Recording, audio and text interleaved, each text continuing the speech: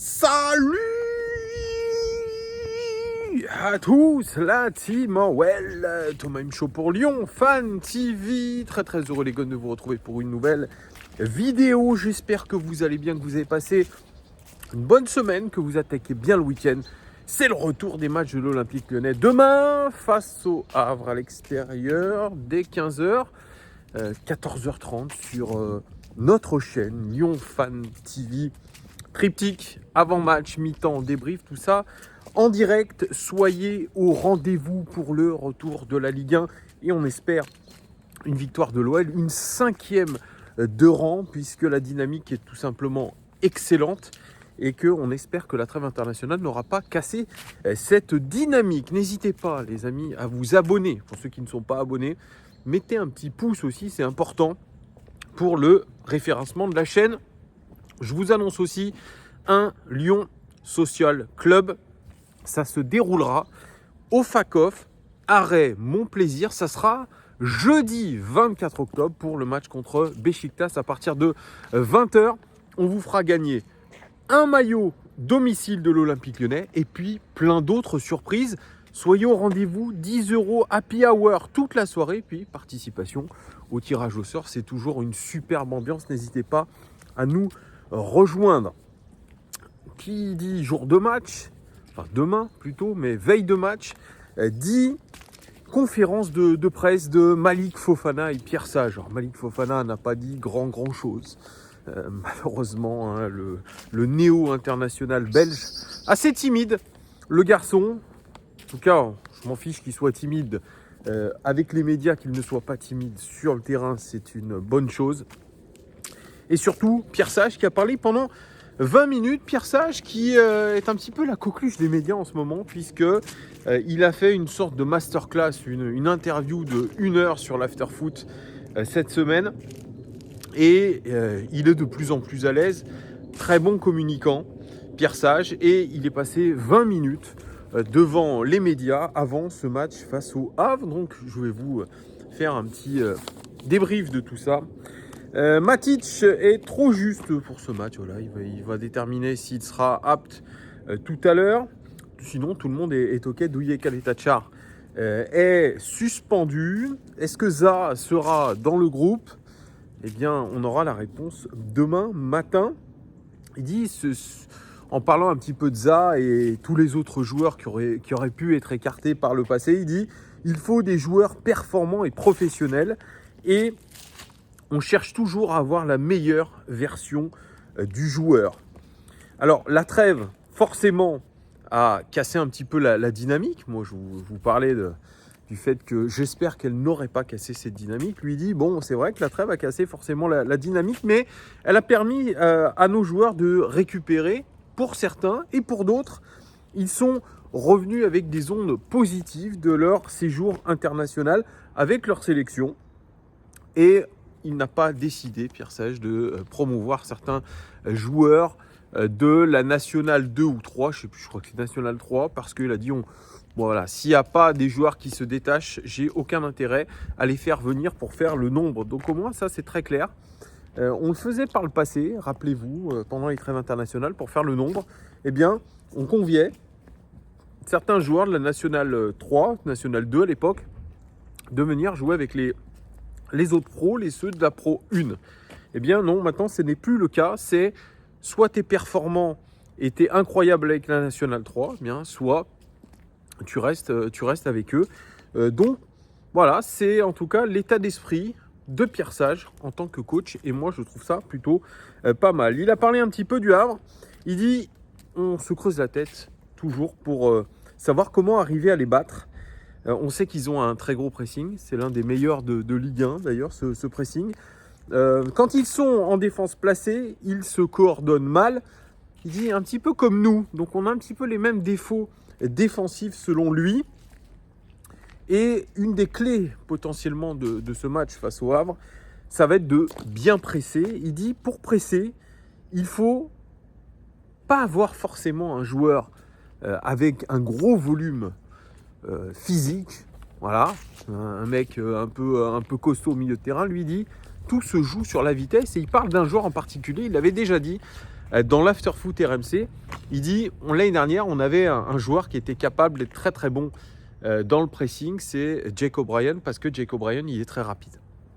Et c'est la deuxième fois qu'il le dit. Jake O'Brien, ça a l'air d'être un des joueurs qu'il regrette le plus, Pierre Sage. C'est un joueur qu'il n'aurait pas vendu, qu'on a vendu à Everton à l'été.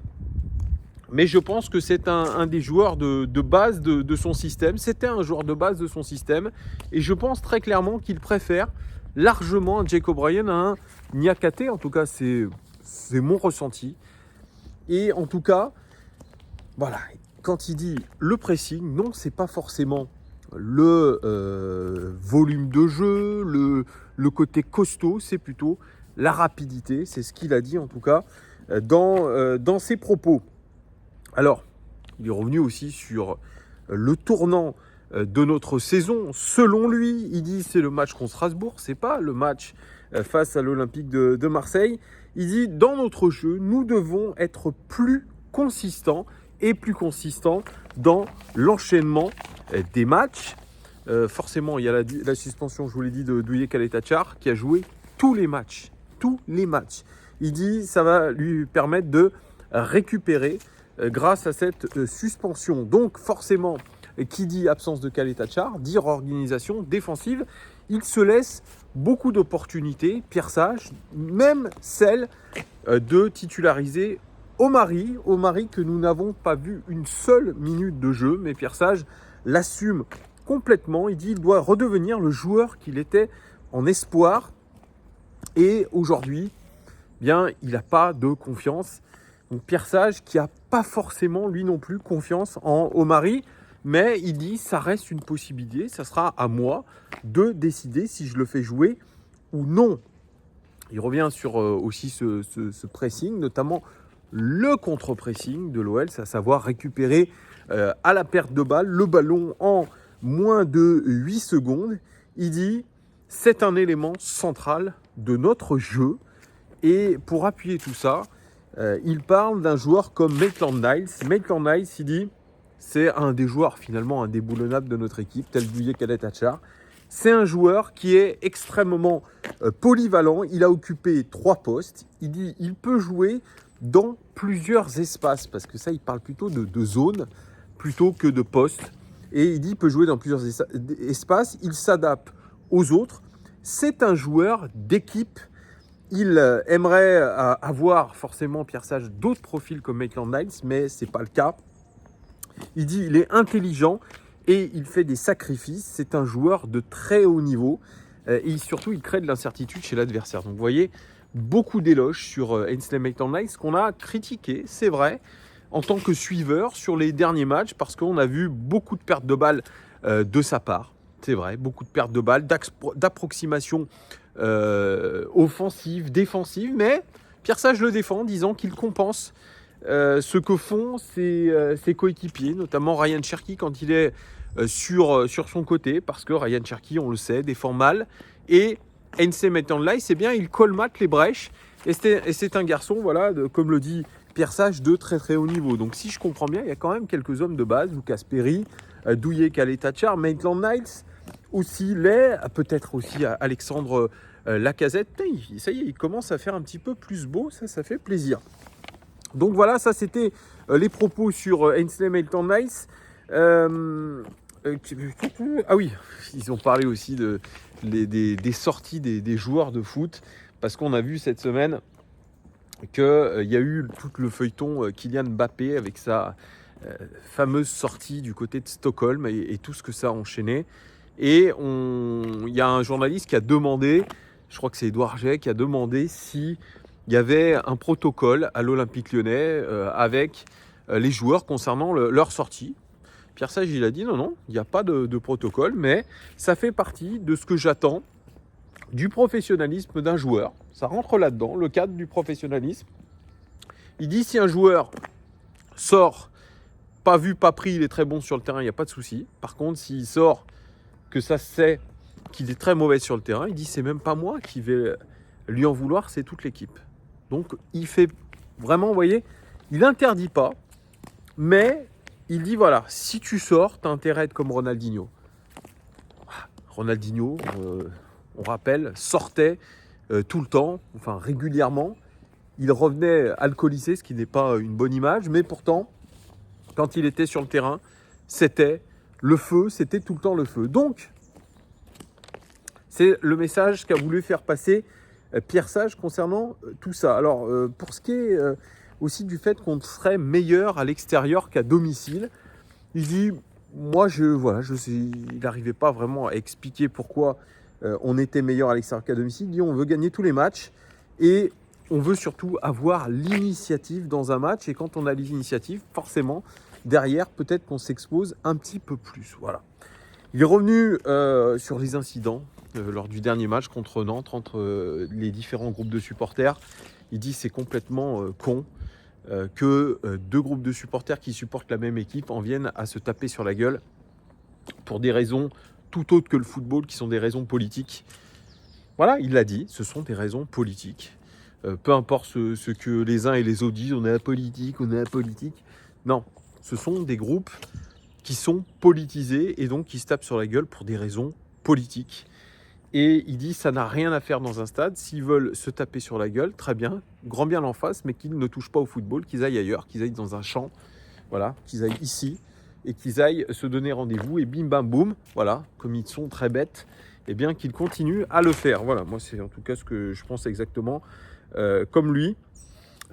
Pour ce qui est du derby avec la possibilité d'avoir des supporters stéphanois, il dit qu'il faut qu'il y ait des supporters stéphanois, comme il faut qu'il y ait des supporters lyonnais à Geoffroy Guichard, mais il dit voilà, il faut que ça se fasse en bonne intelligence et que ceux qui viennent supporter, eh bien, viennent supporter leur équipe et non se battre. Moi, je suis un petit peu d'accord avec tout ça. Bref, encore une fois, un Pierre Sage qui a été clair, limpide, précis dans ses réponses, qui est aujourd'hui, je trouve, une bête en communication. C'est un excellent communicant et il est de mieux en mieux, Pierre Sage. Alors, rappelez-vous ce que je racontais quand il était arrivé.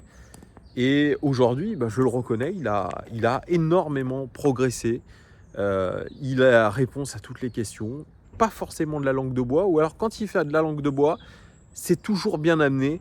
Ça n'a rien à voir avec les conférences de presse qu'on pouvait avoir sous Laurent Blanc ou sous Fabio Grosso, qui était nul à chier. Excusez-moi du terme, mais on s'emmerdait férocement. Et je le disais d'ailleurs à chaque débrief de ces conférences de presse. Là, en tout cas, on y prend du plaisir. Moi, j'espère tout simplement qu'on prendra du plaisir demain lors du match entre Le Havre et l'Olympique Lyonnais à 15h, parce qu'hier, on ne s'est pas beaucoup régalé entre Monaco et Lille. Je me suis d'ailleurs endormi sur mon canapé. Voilà, c'est pour vous dire à quel point c'était minable. Voilà ce que je pouvais vous dire, les amis, de cette conférence de presse de Pierre Sage avant le match contre Le Havre. N'hésitez pas à mettre en commentaire ce que vous avez pensé de cette conférence de presse. Si vous avez des choses à dire, n'hésitez pas à le mettre dans les commentaires. Je vous fais des gros bisous, les amis. N'hésitez pas, vous mettez ce pouce, vous abonnez si vous n'êtes pas abonné. Et on se dit à demain. Ciao!